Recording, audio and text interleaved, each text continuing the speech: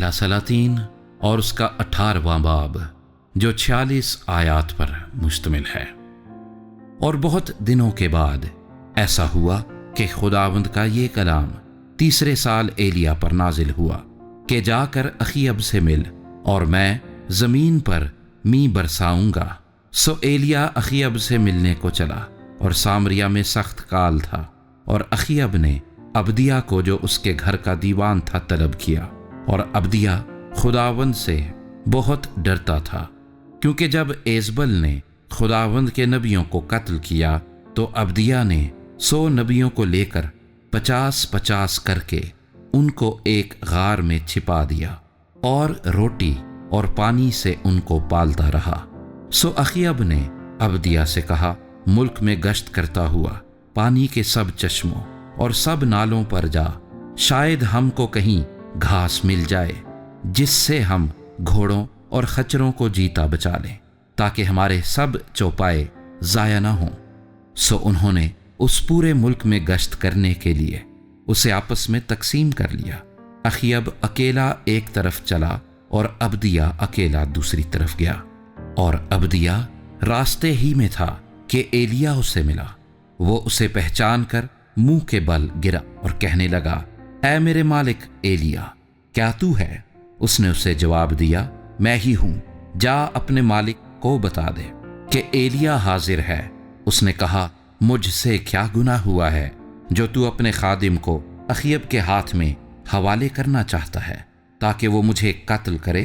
خداوند تیرے خدا کی حیات کی قسم کہ ایسی کوئی قوم یا سلطنت نہیں جہاں میرے مالک نے تیری تلاش کے لیے نہ بھیجا ہو۔ اور جب انہوں نے کہا کہ وہ یہاں نہیں، تو اس نے اس سلطنت اور قوم سے قسم لی کہ تو ان کو نہیں ملا ہے، اور اب تو کہتا ہے کہ جا کر اپنے مالک کو خبر کر دے کہ ایلیا حاضر ہے۔ اور ایسا ہوگا کہ جب میں تیرے پاس سے چلا جاؤں گا تو خداوند کی روح تجھ کو نہ جانے کہاں لے جائے، اور میں جا کر اخیب کو خبر دوں، اور تو اس کو کہیں مل نہ سکے تو وہ مجھ کو قتل کر دے گا۔ لیکن میں تیرا خادم لڑکپن سے خداوند سے ڈرتا رہا ہوں۔ کیا میرے مالک کو جو کچھ میں نے کیا ہے نہیں بتایا گیا کہ جب ایزبل نے خداوند کے نبیوں کو قتل کیا تو میں نے خداوند کے نبیوں میں سے 100 آدمیوں کو لے کر 50 کر کے ان کو ایک غار میں چھپایا، اور ان کو روٹی اور پانی سے پالتا رہا۔ اور اب تو کہتا ہے کہ جا کر اپنے مالک کو خبر دے کہ ایلیا حاضر ہے، سو وہ تو مجھے مار ڈالے گا۔ تب ایلیا نے کہا، رب الافواج کی حیات کی قسم جس کے سامنے میں کھڑا ہوں، میں آج اس سے ضرور ملوں گا۔ سو عبدیہ اخیب سے ملنے کو گیا اور اسے خبر دی، اور اخیب ایلیا کی ملاقات کو چلا۔ اور جب اخیب نے ایلیا کو دیکھا تو اس نے اس سے کہا، اے اسرائیل کے ستانے والے، کیا تو ہی ہے؟ اس نے جواب دیا، میں نے اسرائیل کو نہیں ستایا بلکہ تو اور تیرے باپ کے گھرانے نے، کیونکہ تم نے خداوند کے حکموں کو ترک کیا اور تو بالیم کا پیرو ہو گیا۔ اس لیے اب تو قاصد بھیج اور سارے اسرائیل کو اور بال کے 450 نبیوں کو اور یسیرت کے 400 نبیوں کو جو ایزبل کے دسترخوان پر کھاتے ہیں کوہ کرمل پر میرے پاس اکٹھا کر دے۔ سو اخیب نے سب بنی اسرائیل کو بلا بھیجا اور نبیوں کو کوہ کرمل پر اکٹھا کیا، اور ایلیا سب لوگوں کے نزدیک آ کر کہنے لگا، تم کب تک 2 خیالوں میں ڈاماڈول رہو گے؟ اگر خداوند ہی خدا ہے تو اس کے پیرو ہو جاؤ، اور اگر بال ہے تو اس کی پیروی کرو۔ پر ان لوگوں نے اسے ایک حرف جواب نہ دیا۔ تب ایلیا نے ان لوگوں سے کہا، ایک میں ہی اکیلا خداوند کا نبی بچ رہا ہوں، پر بال کے نبی 450 آدمی ہیں، سو ہم کو 2 بیل دیے جائیں، اور وہ اپنے لیے ایک بیل کو چن لیں اور اسے ٹکڑے ٹکڑے کاٹ کر لکڑیوں پر دھریں اور نیچے آگ نہ دیں، اور میں دوسرا بیل تیار کر کے اسے لکڑیوں پر دھروں گا اور نیچے آگ نہیں دوں گا۔ تب تم اپنے دیوتا سے دعا کرنا اور میں خداوند سے دعا کروں گا، اور وہ خدا جو آگ سے جواب دے وہی خدا ٹھہرے۔ اور سب لوگ بول اٹھے، خوب کہا۔ سو ایلیا نے بال کے نبیوں سے کہا، کہ تم اپنے لیے ایک بیل چن لو اور پہلے اسے تیار کرو، کیونکہ تم بہت سے ہو، اور اپنے دیوتا سے دعا کرو لیکن آگ نیچے نہ دینا۔ سو انہوں نے اس بیل کو لے کر جو ان کو دیا گیا اسے تیار کیا، اور صبح سے دوپہر تک بال سے دعا کرتے اور کہتے رہے، اے بال ہماری سن۔ پر نہ کچھ آواز ہوئی اور نہ کوئی جواب دینے والا تھا، اور وہ اس مذبح کے گرد جو بنایا گیا تھا کودتے رہے۔